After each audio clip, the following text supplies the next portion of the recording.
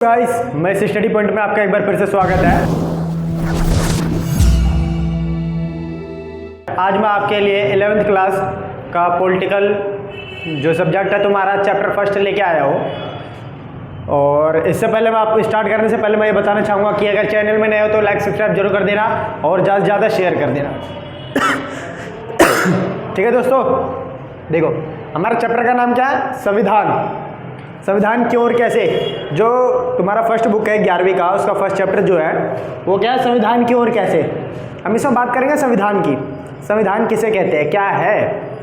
ठीक है, स्टार्ट करते हैं। देखो टॉपिक ही यही है, क्वेश्चन भी यही है। देखो समझते हैं संविधान। संविधान क्या है भाई? संविधान आपने 10th में पढ़ा होगा। संविधान नियमों और कानूनों का एक किताब है। संविधान क्या है? किताब है जिसके आधार पर देश का शासन चलाया जाता है। बस खत्म, समझ में आया। तो क्या भाई देखो सिंपल सा डेफिनेशन पूछता है, संविधान की परिभाषा बताइए किसे कहते हैं, या इसका क्या अभिप्राय है। ठीक है, तो इजी वे में बता दियो, किताब भी साथ साथ बना दियो ताकि आप लोगों को बेटर समझ में आए। देखो संविधान क्या है भाई? नियमों और कानूनों। हमें यहाँ पे ज़्यादा कुछ नहीं रटना पड़ना, इधर उधर का नहीं देखना ज़्यादा कुछ, सिर्फ यहाँ पे 2 वर्ड ध्यान रखना, नियमों और कानून। संविधान क्या है? नियमों और कानूनों का लिखित एक दस्तावेज किताब है जिसके आधार पर किसी भी देश का शासन चलाया जाता है। समझ में आ गया? संविधान क्या है? किताब, लिखित किताब है नियमों कानूनों का, है ना, जिसके आधार पर किसी भी देश का शासन चलाया जा सकता है। बस खत्म, ज़्यादा फालतू नहीं। समझ में आया? बस ये किताब समझ में आ गया, कितना आसान है। अच्छा, संविधान के बारे में और भी थोड़ा कुछ बताना चाहूँगा कि संविधान देखो हर देश का ना अपना एक संविधान होता है और उस देश में सबसे ऊपर सर्वोच्च होता है संविधान। संविधान सबसे सर्वोच्च होता है। ठीक है, और संविधान सभी को देखो सरकार को जैसे अधिकार देता है, वहाँ के नागरिकों को, अपने देश के नागरिकों को मौलिक अधिकार देता है, सुरक्षा देता है, और सरकार कैसे बनेगी, कैसे होगी और कैसे चुनाव होगा, क्या कार्य होंगे, क्या शक्तियाँ होंगी, सबका बंटवारा करता है। ये संविधान के थ्रू सबको मिलता है। समझ में आ गया? किसको क्या करना है, किसको नहीं करना है, समझ में आया? ये सब कौन बताता है? संविधान। क्लियर है दोस्तों? संविधान पता लग गया। और हर एक देश का संविधान अपना होता है। ठीक है, ताकि देश को चलाया जा सके एकता के सूत्र में बांधने के लिए। ठीक, और देश को एक नियम के हिसाब से चलाया जा सके। ठीक है, क्योंकि अगर संविधान अगर नहीं होता ना तो सब अपना मनमाना करते। संविधान से क्या होता है? एक पकड़ बन जाती है, एक नियम में चलते हैं। ठीक है, एक फ्लो में चलते हैं हर कोई व्यक्ति, और सबके नियम कायदे कानून यही तय करता है। समझ में आ गया? और हर देश के लिए संविधान जरूरी है। अच्छा, भारतीय संविधान की विशेषता है ना, भारतीय संविधान का सबसे बड़ा संविधान है जो पूरी तरीके से लिखित है। ध्यान देना, ये हो गया। अगला देखते हैं भारतीय संविधान की बनने की प्रक्रिया क्या रही। 4 से 6 नंबर का क्वेश्चन देता है, भारतीय संविधान कैसे बना या इसकी बनने की प्रक्रिया का वर्णन कीजिए, ये क्वेश्चन है। तो देखो भारतीय संविधान स्टार्टिंग करेंगे वर्ष 1946 में कैबिनेट मिशन आया। ठीक है, पहला पॉइंट क्या लिखेंगे? वर्ष 1946 में कैबिनेट मिशन आया, भारत आया, और इसका उद्देश्य क्या था, किस लिए आए थे? पार्लियामेंट का गठन करने के लिए, संसद का गठन करने के लिए, बनाने के लिए। ठीक है, और इसके योजना के अनुसार हुआ क्या? संसद को बनाने के लिए, पार्लियामेंट को बनाने के लिए वहाँ पे अब भाई संसद बन जाएगा, पार्लियामेंट बन जाएगा। अब सब वहाँ पे सदस्यों का भी तो होना जरूरी है। स्कूल खाली चलाने से क्या हो, कुछ होएगा? स्कूल बना दिया, पता चले सो बच्चे नहीं आ रहे पढ़ने के लिए, तो वो स्कूल रह जाएगा क्या? स्कूल जब तक है जब तक वहाँ बच्चे पढ़ रहे हैं, उसके बाद तो फिर खंडहर ही है। समझ में आ गया? तो वही कहता है कैबिनेट मिशन का उद्देश्य क्या था? कैबिनेट संसद का बनाना, गठन, वो उसका पार्लियामेंट का गठन करना, वो उसके उद्देश्य से आया था। भाई कैबिनेट मिशन वर्ष 1946 में आया और इसके योजना के अनुसार 389 संविधान सभा सदस्य चुनने की पहल शुरू हुई। स्टार्टिंग में कितना सदस्य संख्या चुनना था? 389, 389। ठीक है दोस्तों, पहला हो गया, समझ में आ गया। सेकंड देखते हैं, प्रत्येक प्रांत, प्रांत मतलब होता है राज्य, प्रत्येक प्रांत, देशी रियासत, देशी रियासत मतलब जहाँ रजवाड़े, जहाँ राजतंत्र था, है ना, हमारा आज़ादी से पहले हमारा जो इंडिया था ना, भारत दो भागों में बटा था। एक ब्रिटिश भारत जहाँ अंग्रेज राज कर रहे थे, और दूसरा देसी रजवाड़े जहाँ राजतंत्र था। समझ में आया? ये आप 12वीं में और अच्छे से पढ़ोगे। देखो फिलहाल अभी देखो, प्रत्येक प्रांत, देसी रियासत मतलब रजवाड़े, उनकी जनसंख्या के आधार पर सीटें दी गई उनको, जनसंख्या के आधार पर। और एक सीट का जो अनुपात रखा गया ना, वो 10 लाख रखा गया। कितना? 10 लाख। 10 लाख की आबादी वाली जनसंख्या पर एक सीट का अनुपात रखा गया कि भाई जहाँ पे जिस क्षेत्र में 10 लाख जनसंख्या हो, वहाँ से एक सीट लिया जाएगा। समझ में आ गया दोस्तों? आगे करते हैं। 389 संविधान सभा सदस्यों का चुनाव करने के लिए ब्रिटिश शासन वाले प्रांतों को, अब देखो सीटों का बंटवारा कहाँ कहाँ कैसे हो रहा है। ब्रिटिश शासन वाले प्रांतों को, ब्रिटिश शासन वाले मतलब जहाँ ब्रिटिश राज कर रहे थे जिस क्षेत्र में, वहाँ से 292 सीटें, ठीक है, 292 सीटें। और देसी रियासत मतलब जहाँ राजतंत्र था, वहाँ से 93 सीटें और 4 सीटें ब्रिटिश चीफ कमिश्नर से ली गई। और इस तरह से 389 संविधान सभा सदस्यों का चुनाव किया गया। समझ में आ गया? आगे बढ़े। अब देखो, अब प्रत्येक प्रांत की सीटें मतलब हर राज्यों की सीटें, प्रांत मतलब राज्य, हर राज्यों की सीटों को 3 समुदायों में मुख्य बांटा गया। कौन कौन से समुदाय भाई? मुस्लिम, सिख और सामान्य, ठीक है, इनमें बांटा गया। आगे क्या है भाई? संविधान सभा की पहली बैठक जो हुई ना, वो 9 दिसंबर 1946 को हुई। कब हुई? पहली बैठक। बैठक का मतलब है संविधान बनाने के लिए जो पहली बार बैठे थे संविधान उसमें पार्लियामेंट में, 9 दिसंबर 1946 को। और इसमें कुल बैठक मतलब टोटल बैठकें कितनी हुई? 166। समझ में आ गया? 166। आगे दोस्तों, संविधान को बनने में लगा समय 2 साल 11 मिनट 18 दिन, मतलब लगभग 3 साल लगे। आगे देखो, संविधान सभा के अध्यक्ष कौन थे? डॉक्टर राजेंद्र प्रसाद। और प्रारूप समिति के अध्यक्ष डॉक्टर भीमराव अंबेडकर। समझ में आया? अब देखो, संविधान सभा के अध्यक्ष मतलब संविधान सभा को चलाने के लिए जो एक अध्यक्ष होता है, राजेंद्र प्रसाद। और प्रारूप मतलब कच्चा चिट्ठा, लिखने वाला, उसके अध्यक्ष कौन थे? तो डॉक्टर भीमराव अंबेडकर। क्योंकि संविधान को लिखा किसने? भीमराव अंबेडकर ने लिखा, लेकिन योगदान सबका था। आगे देखो, संविधान अंगीकृत, यही आता है अंगीकृत। अंगीकृत मतलब बनकर कब तैयार हुआ? 26 नवंबर 1949 को बनकर तैयार हुआ। और लागू कब हुआ? 26 जनवरी 1950 को। समझ में आ गया दोस्तों? और इस तरह से हमारा भारतीय संविधान बनकर पूरी तरह तैयार हुआ। क्लियर है? अच्छे से समझ में आ गया ना? समझ में आया तो कमेंट सेक्शन में जरूर पूछना। अब इसमें एक 2 नंबर का क्वेश्चन देखो क्या है। 1 नंबर का क्वेश्चन है 2 नंबर का, कैबिनेट मिशन भारत कब आया? 1946 में। इसका उद्देश्य क्या था? भारतीय संसद का गठन करना। समझ में आ गया? अगला क्वेश्चन 1 नंबर का, कि संविधान संविधान बनाते समय कितने संविधान सभा सदस्य का चुनाव करना था? 389। 1 नंबर का। नेक्स्ट क्वेश्चन, अगला जो क्वेश्चन है कि संविधान सभा की पहली बैठक कब हुई? 9 दिसंबर 1946 को। और कुल बैठक कितनी थी? 166। 1 नंबर का क्वेश्चन है, 1 नंबर का। अच्छा, संविधान को बनने में कितना साल लगा? भाई 2 साल 11 मिनट 18 दिन। कितना दिन लगा? ठीक है, ये 1 नंबर का क्वेश्चन। संविधान सभा के अध्यक्ष कौन थे? प्रारूप समिति के अध्यक्ष कौन थे? ठीक है।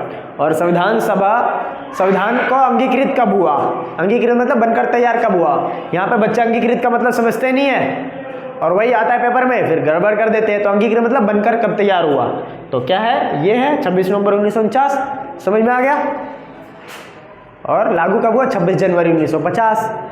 कई बच्चों को तो यही पता नहीं होता है कि भाई जो 15 तारीख को, 15 अगस्त को, वो हमारा स्वतंत्रता डे है कि रिपब्लिक डे है, गणतंत्र दिवस है ना? कईयों को पता नहीं है स्वतंत्रता दिवस, कई बोल देते 26 जनवरी को आता है ना? तो देखो इस तरह से ये क्वेश्चन हो गया कंप्लीट। समझ में आ गया? 1 नंबर, 2 नंबर, 4 नंबर, 6 नंबर के, बस यही खत्म। अब अगले क्वेश्चन की ओर बढ़ते हैं। समझ में आ गया? करो फिर इसको। रहा नहीं जाता, तड़प ही ऐसी है ना। नहीं, क्वेश्चन देखते हैं दोस्तों इसका। जो अगला क्वेश्चन है वो है 6 नंबर का, इंपॉर्टेंट क्वेश्चन है ये भी। भारतीय संविधान की प्रमुख विशेषताएं बताइए। मतलब भारतीय संविधान की क्या क्या प्रमुख विशेषता है, ऐसी क्या विशेषता है? ठीक है, देखना। आंसर है, देखो मेरे वीडियोस में ना ध्यान रखना, मैं कई चीज़ों को एक्सप्लेन करूँगा, कई चीज़ों को नहीं करूँगा, ठीक है। तो इसीलिए साथ साथ कॉपी पेन लेके रखना और ईयरफोन लगा के सुनना,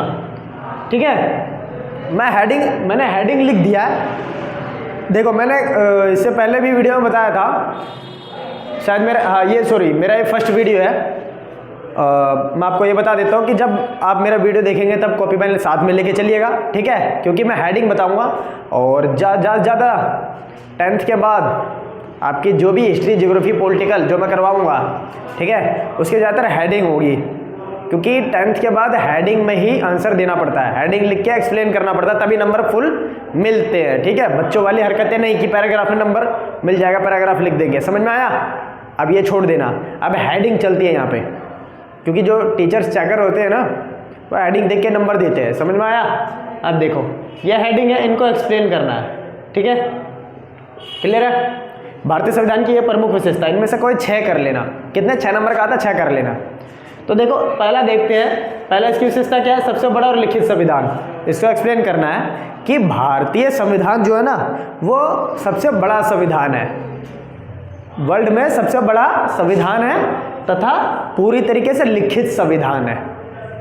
और यही विशेषता विश्व के सभी देशों के संविधानों से अलग करती है। किसी भी देश का संविधान पूरी तरीके से लिखित नहीं है दोस्तों। क्या ये आपको फैक्ट पता था? ये किसी भी देश का संविधान जो है ना, देश का संविधान पूरी तरीके से लिखित नहीं है और इतना बड़ा नहीं है जितना भारत का है, बड़ा और लिखित। समझ में आया? यह है पहला। दूसरा क्या? कठोर व लचीला संविधान।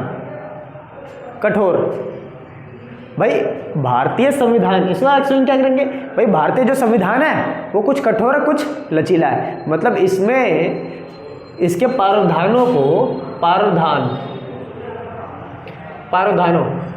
मतलब जो इसमें से पहले भीमराव अम्बेडकर जी ने जो भी लिखा है नियम कायदे कानून, समय के हिसाब से इसमें चेंजेस आती है ना। और हर कोई अपने आप को भी बदलता है और दूसरों को भी बदलता है, ठीक है, समय के हिसाब से अपने आप को मॉडर्न करते हैं ना। तो वैसे ही भीमराव अम्बेडकर ने हमारा संविधान ऐसा बनाया है कि कुछ को चेंज कर सकते हैं और कुछ को नहीं, उसमें छेड़छाड़ नहीं कर सकते। हमारे भीमराव अम्बेडकर जी ने बहुत ज़्यादा भाप के एक तरह से सोच विचार करके ऐसा संविधान बनाया है कि समय आने पर, जरूरत पड़ने पर चेंजेस किया जा सकता है इसमें, ठीक है। तो उसी को बोलते हैं कठोर लचीला संविधान। मतलब भारतीय संविधान में प्रावधानों में, मतलब जो भी नियम कानून है उसमें आसानी से किसी में चेंजेस किया जा सकता है और किसी में नहीं। तो भाई जिसमें नहीं हो सकता उसको कठोर संविधान कहते हैं और जिसमें हो सकता है उसे लचीला कहते हैं। समझ में आया? लचीला मतलब जिसमें आसानी से बदलाव किया जा सकता है और कठोर मतलब जिसमें आसानी से बदलाव नहीं हो सकता। क्लियर है? आसान भाषा है ना, इससे आसान भाषा आपको दोस्तों कहीं नहीं मिलेगी, आप ट्राई कर लो। देखो नेक्स्ट है प्रभुत्व संपन्न राज्य। समझना, प्रभुत्व संपन्न राज्य का मतलब होता है एक ऐसा राज्य है ना जो अपने अंदर के मामलों में और बाहर के मामलों में निर्णय लेने में पूरी तरीके से स्वतंत्र हो, ठीक है। समझ में आया? अंदरूनी मामलों में और बाहरी मामलों में निर्णय लेने में क्या हो? पूरी तरीके से स्वतंत्र हो। उसको क्या कहते हैं? प्रभुत्व संपन्न राज्य। और हमारा भारत प्रभुत्व संपन्न राज्य कब बना? 1947 के बाद, क्योंकि इससे पहले इसको कौन चलाता था? ब्रिटेन ही तय करता था इसको, भारत को किससे संबंध बनाना है, अंदरूनी और बाहरी किसे नहीं बनाना है। लेकिन अब भारत पे ऐसा नहीं है, भारत खुद ही शासक तय करता है और विदेशों से किसे संबंध बनाना है किसे नहीं, ये खुद ही तय करता है ना। समझ में आ गया? नेक्स्ट मौलिक अधिकार। अब भाई मौलिक अधिकार पढ़ा होगा तुम लोगों ने, जो मौलिक अधिकार देश के संविधान द्वारा देश के नागरिकों को दिए जाते हैं, लोगों को, और संविधान द्वारा उसको सुरक्षा दी जाती है। स्वतंत्रता, समानता, है ना, शोषण के विरुद्ध अधिकार, धार्मिक, शैक्षिक, सांस्कृतिक अधिकार, संवैधानिक उपचारों का अधिकार, ये सब है ना। तो ये मौलिक अधिकार हमें कहाँ से मिलता है? संविधान के थ्रू, ठीक है। और संविधान उसको सुरक्षा भी देती है कि भाई जब किसी भी व्यक्ति का जब मौलिक अधिकार छीना जाएगा तो उसे पाने के लिए आप न्यायालय में जा सकते हैं। समझ में आया? ये सुरक्षा मिलती है। धर्मनिरपेक्ष राज्य मतलब, धर्मनिरपेक्ष राज्य मतलब ऐसा राज्य जहाँ पे सभी धर्मों की बराबरी हो। क्या हो? बराबरी। सभी धर्मों की क्या हो? बराबरी हो, ठीक है। तो भारत एक क्या है? धर्मनिरपेक्ष राज्य है जहाँ सभी धर्मों को समान माना गया है। सभी धर्मों को बराबर माना गया है। और सरकार, चाहे केंद्र सरकार हो चाहे राज्य सरकार हो, सभी धर्मों को समान बढ़ावा देती है, किसी एक धर्म का पक्ष नहीं ले रखी है, और सरकार द्वारा कोई अपना भी धर्म घोषित नहीं है। ठीक है, समझ में आ गया। धर्मनिरपेक्ष राज्य। लोकतंत्र, भाई हमारा जो भारत है सबसे बड़ा, विश्व में सबसे बड़ा लोकतंत्री देश है दोस्तों। सोचो, सबसे बड़ा लोकतंत्री देश है। लोकतंत्र मतलब लोगों का शासन, लोग खुद तय करते हैं, खुद चुनते हैं कि हम पे राज कौन करेगा, हमारा शासक कौन होगा, है ना, बाय चुनाव के द्वारा। समझ में आया। लोकतंत्र सबसे बड़ा लोकतंत्री देश है हमारा। पंथनिरपेक्ष, किसी का पक्ष नहीं लेगा भारत, है ना। पंथनिरपेक्ष मतलब सब समान रहेगा, किसी का पक्ष नहीं लिया जाएगा। समाजवाद, भाई समाज में सभी व्यक्ति बराबर होंगे, है ना, और सभी लोगों के लिए कल्याणकारी योजनाएं सरकार द्वारा चलाई जाएगी। क्लियर है दोस्तों।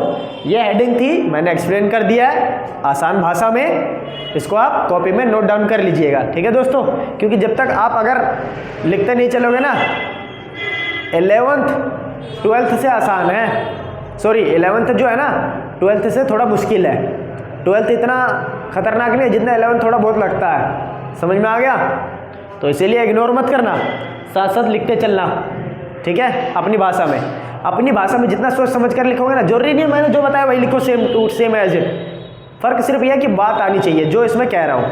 ठीक है, बाकी अपना बना के लिखो ना, कौन मना करता है। टीचर तो यही कहते हैं हर कोई कि अपनी भाषा में लिखो, बना के सोच समझ के, नंबर बहुत बढ़िया मिलते हैं, लेकिन हेडिंग में। समझ में आया।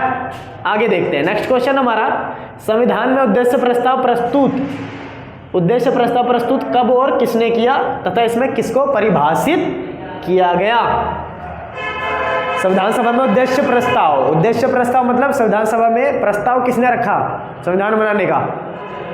तो देखो आंसर क्या है, संविधान सभा में उद्देश्य प्रस्ताव प्रस्तुत वर्ष 1946 में पंडित जवाहरलाल नेहरू ने किया। ठीक है, जो हमारे प्रथम प्रधानमंत्री थे। और इसमें संविधान सभा, किसको, संविधान सभा को परिभाषित किया गया। मतलब संविधान सभा मतलब संविधान का बनाना। समझ में आ गया। एक नंबर का क्वेश्चन पूछता है, संविधान सभा में उद्देश्य प्रस्ताव किसने किया, भाई नेहरू ने किया। कब किया, अलग करके 1946 में किया। समझ में आ गया दोस्तों। हो जाएगा, आगे बढ़े, करो फिर इसको। ये भी 6 नंबर का पूछ लेता है। ठीक है, संविधान के 4 कार्यों का वर्णन कीजिए। क्वेश्चन हमारा, संविधान के 4 कार्यों का वर्णन कीजिए। देखो पहला जो काम है ना, संविधान का पहला जो काम है वो है कि वह बुनियादी नियमों का ऐसा समूह उपलब्ध कराए जिससे समाज के सदस्यों में एक न्यूनतम समन्वय और आपस में विश्वास बना रहे। ये संविधान का पहला कार्य है। समझ में आ गया कि बुनियादी नियमों का ऐसा समूह उपलब्ध करवाए जिससे क्या हो, समाज के सभी सदस्यों में एक समन्वय, एक विश्वास, एक भाईचारा सब में बना रहे। समझ में आ गया। ये संविधान का पहला काम है। नेक्स्ट दूसरा काम, संविधान का जो दूसरा काम है ना, वो यह तय करता है कि भाई समाज में निर्णय लेने की शक्ति किसके पास होगी, है ना, कौन निर्णय लेगा समाज का, और यह किसके पास होगी तथा सरकार कैसे निर्मित होगी। क्योंकि समाज का निर्णय कौन लेता है, सरकार। अब भाई सरकार लेगा तो भाई सरकार कैसे बनेगी, ये भी कौन तय करता है, संविधान। हमें पता है सरकार कैसे बनती है, चुनाव के द्वारा। तो ये सब संविधान ही बताती है ना। नेक्स्ट क्या, तीसरा काम, भाई वह सरकार द्वारा कहता है कि अपने नागरिकों पर लागू किए जाने वाले कानूनों की कोई सीमा तय करे। मतलब एक लिमिट में, एक हद में कानून लगाए नागरिकों पर, इतना भी कानून उस पर बोझ ना डाल दे कि लोगों को महसूस ही ना हो कि हम आज़ाद भारत में, स्वतंत्र भारत में जी रहे हैं, है ना। इसीलिए कम से कम कानून लगाए। ठीक है, समझ में आ गया, ताकि लोगों को ऐसा महसूस ना हो कि हम बंदी बन के रह चुके हैं। कोई सीमा तय करे, और ये सीमाएं मतलब ये नियम कानून जो भी होता है, ये सीमाएं इस रूप में मौलिक होती है कि भाई सरकार भी ना इसका उल्लंघन नहीं कर सकती, क्योंकि देश का पहला नागरिक सरकार होता है, राष्ट्रपति होता है। समझ में आ गया। सरकार, उसके बाद हम लोग आते हैं। अब भाई सबसे ज़्यादा वो फॉलो करता है नियमों कानूनों को, क्योंकि सरकार, देश का सरकार वही है, देश को वही चलाता है। अगर किसी ने देख लिया भाई, अरे मोदी जी, है ना, मोदी जी उल्लंघन कर रहे हैं, नियमों को तोड़ रहे हैं, समझ में आ गया, तो देखा देखी में सब करेंगे। इस वजह से सरकार भी इसका उल्लंघन नहीं करते, जो भी ये नियम कानून बनती है। क्लियर है दोस्तों। लेकिन हाँ, काफ़ी हद तक कुछ छूट दी जाती है, वो अलग बात है। चौथा काम क्या है संविधान का कि भाई सरकार को ऐसी क्षमता मतलब इतनी शक्ति दे, संविधान सरकार को इतनी क्षमता मतलब इतनी शक्ति दे कि वह जनता की सभी जरूरतों को, सभी आकांक्षाओं को पूरा कर सके और एक न्यायपूर्ण समाज की स्थापना के लिए उचित परिस्थितियों का निर्माण कर सके। समझ में आ गया? इतनी शक्ति दे संविधान सरकार को कि लोगों की जरूरतों को पूरा कर सके। समझ में आ गया दोस्तों? आगे करते फिर इसको कर लो। Oh my God! तो इसमें ना एक चीज और रह गया था, अगर बोलेगा संविधान के 4 कार्य को वर्णन कीजिए, 6 नंबर का देगा तो 4 कार्य बताने हैं, लेकिन इसमें ना कभी कभार 2 कार्य भी पूछ लेता है 4 नंबर में या 3 नंबर में कि संविधान के किन्हीं 2 कार्यों का वर्णन कीजिए, इनमें से कोई सा भी 2। समझ में आ गया? 2 भी पूछ लेता है।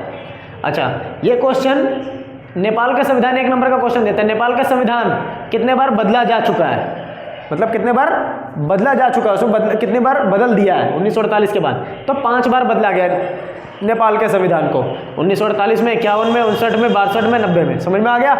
अगला क्वेश्चन करता हूँ फिर, ये भी इंपॉर्टेंट क्वेश्चन है, ध्यान देना, मोस्ट इंपॉर्टेंट क्वेश्चन है। कहता है भारतीय संविधान उधार का समूह है, या समूह ना लिख के बोलता हूँ भारतीय संविधान उधार का थैला है, स्पष्ट कीजिए। मतलब भारतीय संविधान को उधार का थैला माना जाता है। उधार का थैला मतलब भारतीय संविधान को बनाते समय उधार लिया गया है ना? उधार का मतलब है जैसे हम किसी से उधार लेते हैं, तो भारतीय संविधान भी उधार का समूह है, मतलब उधार से लेके बनाया गया है। समझ में आ गया? ये क्वेश्चन है। अथवा में क्वेश्चन आता है घुमा के, भारतीय संविधान को बनाते समय विभिन्न देशों से लिए गए प्रावधान का वर्णन कीजिए। विभिन्न देश मतलब भारतीय संविधान को बनाते समय कौन कौन देशों से, है ना, कौन से प्रावधान मतलब क्या क्या विदेशों के संविधानों से लिया गया है, ठीक है, वो पूछता है। आंसर एक ही है, क्वेश्चन थोड़ा बस अलग है। समझ में आया? घुमा के क्वेश्चन क्लियर है दोस्तों? 6 नंबर का क्वेश्चन देता है। अब समझना, इसी में से 1 नंबर का क्वेश्चन पूछता है, किसी भी एक देश का दे देगा, बोलेगा देश के संविधान से क्या प्रावधान लिया गया। प्रावधान मतलब अच्छी अच्छी बातें, अच्छे अच्छे नियम कानून वगैरह, ठीक है। हमारा देश जब संविधान बनाया जा रहा था ना, तो नेताओं ने क्या किया, विभिन्न देशों के संविधान को उठाकर देखा, प्रावधान देखा, ठीक है, और उन जो बातें अच्छी लगी उनको उठाकर अपने संविधान में जोड़ दिया। समझ में आ गया? तो देखते हैं पहला ब्रिटिश संविधान, मतलब ब्रिटेन का जो संविधान, वहाँ से क्या क्या लिया गया। वहाँ से पहला लिया गया सर्वाधिक मत के आधार पर चुनाव में जीत का फैसला। सर्वाधिक मत के आधार पर मतलब चुनाव में जो सबसे आगे होता है, जिसको सबसे ज़्यादा वोट मिलता है, वो जीता हुआ माना जाता है। तो ये वाली प्रणाली कहाँ से ली गई है? ब्रिटेन से। समझ में आ गया? ब्रिटेन से, ब्रिटिश भी बोलते हैं। क्लियर है दोस्तों? पहला पॉइंट। सेकंड पॉइंट क्या? सरकार का संसदीय रूप, मतलब सरकार कहाँ संसद में मिलती है, होती है। समझ में आ गया? कानून के शासन का विचार, ये भी वहीं से लिया गया है। बस इसको ना उतना जानने की जरूरत नहीं है, बस आपको इसको लाइन याद करना पड़ेगा, इसके अंदर डिफाइन नहीं करना है इसको ज़्यादा। समझ में आ गया? बस इसमें यही पूछता है कि कौन कौन से देशों से क्या क्या लिया गया है, प्रावधान मतलब कौन कौन सी बातें ली गई है। समझ में आ गया? तो बस आपको इसके नाम देखने, कौन सी चीज़ कहाँ से ली गई है, बस इसको डिफाइन नहीं करना है। समझ में आ गया? मजे आ गए फिर तो, अब डिफाइन नहीं करना है ना? तो देख लो, सिर्फ आपको नाम पता होना चाहिए, लेकिन हाँ थोड़ा बहुत समझा देता हूँ ताकि इसका मतलब पता चल जाए, ठीक है। विधायिका में अध्यक्ष का पद और उसकी भूमिका। विधायिका में एक अध्यक्ष होता है ना, तो वो अध्यक्ष, उसका अध्यक्ष का पद कहाँ से लिया गया? वहीं से लिया गया। और उसकी भूमिका, भाई कार्य करेगा वो भी, अध्यक्ष का पद संभालेगा। नेक्स्ट है कानून निर्माण की विधि, मतलब जो कानून बनाई जाती है, प्रोसेस क्या होता है इसका बनाने का, वो कहाँ से लिया गया? यहीं से लिया गया, ठीक है। तो आपको ध्यान रखना है बस कौन सी चीज़ कहाँ से ली गई है, ठीक है दोस्तों। नेक्स्ट देखते हैं अमेरिका से क्या लिया गया है। अमेरिका से 2 चीज़ ली गई है। मौलिक अधिकारों की सूची, मतलब जो मौलिक अधिकार जो हमें मिलते हैं वो कहाँ से ली गई है? अमेरिका से। दूसरा क्या है भाई? न्यायिक पुनरावलोकन की शक्ति। न्यायिक पुनरावलोकन मतलब दोबारा अवलोकन, मतलब दोबारा जांच पड़ताल करने की शक्ति जो न्यायपालिका के पास होती है, ये कहाँ से ली गई है? अमेरिका से। और न्यायपालिका की स्वतंत्रता, न्यायपालिका स्वतंत्र है, उस पर किसी भी सरकार के अंगों का दबाव नहीं है। सरकार के कितने अंग हैं? 3 है, विधायिका, कार्यपालिका, न्यायपालिका। तो जो विधायिका और कार्यपालिका एक दूसरे को नियंत्रित करती है, एक दूसरे को मनमाना करने से रोकती है, लेकिन न्यायपालिका अपने आप में स्वतंत्र है। तो ये कहाँ से लिया गया? अमेरिका से। 1 नंबर का क्वेश्चन यहाँ पे पूछता है, न्यायपालिका की स्वतंत्रता कहाँ से ली गई है? अमेरिका से। मौलिक अधिकार कहाँ से लिया गया है? समझ में आ गया? ऐसे। नेक्स्ट है आयरलैंड का संविधान, यहाँ से लिया गया राज्य के नीति निर्देशक तत्व। मतलब समझ में आ गया। बस आपको नाम देखने हैं कौन सी चीज़ कहाँ से ली गई है। अब इसका मतलब क्या होता है भाई, इसका मतलब होता है कि जैसे हमें मौलिक अधिकार मिलता है ना, वैसे सरकारों को, राज्य सरकारों को नीति निर्देशक तत्व मिलता है। नीति निर्देशक मतलब कि पॉलिसीज बनाने के लिए, भाई लोगों के कल्याण के लिए पॉलिसीज बनाओ, कल्याणकारी योजना वगैरह बनाने के लिए, ठीक है। जैसे LIC पॉलिसी है ना, इतनी सारी पॉलिसी योजनाएं जो निकाली जाती है सरकार द्वारा। नेक्स्ट है फ्रांस का संविधान। अब यहाँ से क्या लिया गया, फ्रांस के संविधान से आपने 10वीं में भी पढ़ा होगा, फ्रांस का नारा क्या था, स्वतंत्रता, समानता, बंधुता, बंधुत्व, बंधुता भी बोल देते हैं, बंधुत्व मतलब होता है भाईचारा। ये कहाँ से लिया गया, स्वतंत्रता, समानता, बंधुता, मतलब सब स्वतंत्र हो, सब समान हो और सब में आपस में भाईचारा की भावना हो। ये फ्रांस से लिया गया है। 1 नंबर का क्वेश्चन ये भी अलग करके पूछता है, समझ में आ गया। अब अगला है कनाडा का संविधान से क्या लिया गया।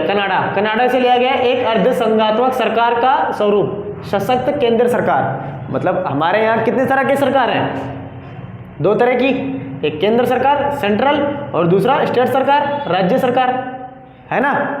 तीसरी एक और आगे ग्राम पंचायत। तो सबसे ज़्यादा शक्ति किसको दी गई है, केंद्र को। सशक्त मतलब मजबूत, केंद्र सरकार। समझ में आ गया। ये कहाँ से लिया गया, कनाडा से। अवशिष्ट शक्ति का सिद्धांत, ये भी कनाडा से। बस समझ में आ गया, खत्म। इसके अलावा ज़्यादा कुछ फालतू नहीं पढ़ना है। समझ में आ गया दोस्तों, हमारा खत्म हुआ ये। अच्छा, अब कुछ एक और रह गया चीज़, देखो एक और क्वेश्चन ये रह गया कि भाई भारतीय संविधान का महत्व क्या है। भारतीय संविधान का महत्व बताइए, ये क्वेश्चन है। तो भारतीय संविधान का महत्व क्या है, देखो समझाता हूँ। भारतीय संविधान का महत्व, भारतीय संविधान का महत्व में संविधान बता देता हूँ, लिख लो। भारतीय संविधान का महत्व क्या है, क्वेश्चन ये है।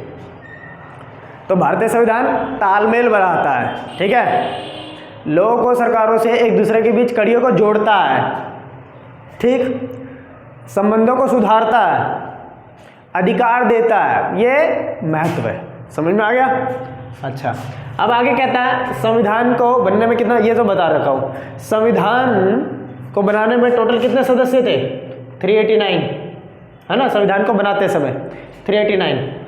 भारत की आज़ादी के बाद, भारत की आज़ादी मतलब बंटवारा कब हुआ, 1947 में। बंटवारा पाकिस्तान, तो कुछ सदस्य जो थे वो बंटवारे के दौरान पाकिस्तान चले गए या मर गए, कुछ ऐसे हो गया। तो बंटवारे के बाद क्वेश्चन पूछता है कि भारत की आज़ादी के बाद, बंटवारे के बाद सदस्यों की संख्या घटकर कितनी रह गई, 299, ठीक है। और आगे क्वेश्चन पूछता है 1-1 नंबर का कि संविधान सभा में हस्ताक्षर करने वाले कितने सदस्य उपलब्ध थे, मतलब प्रेजेंट थे, उपस्थित थे। तो कितने थे उपस्थित, 284। देखो टोटल कितने थे संविधान सभा के लिए सदस्य, 389। अच्छा, बंटवारे के बाद कितने बच गए, विभाजन के बाद कितने सदस्य संख्या घटकर रह गई, 299। ये लिख लेना दोस्तों, आता ही आता है। और जब संविधान लागू हो रहा था, बनकर जब तैयार हुआ, है ना, तो उस पर कितने सदस्यों ने हस्ताक्षर किया, मूल रूप से 284। समझ में आ गया, क्लियर है। करो फिर इसको। 1000 years later. जैसा कि ये क्वेश्चन मैंने बता दिया था, है ना। अब इसके अलावा बस खत्म, चैप्टर खत्म हमारा।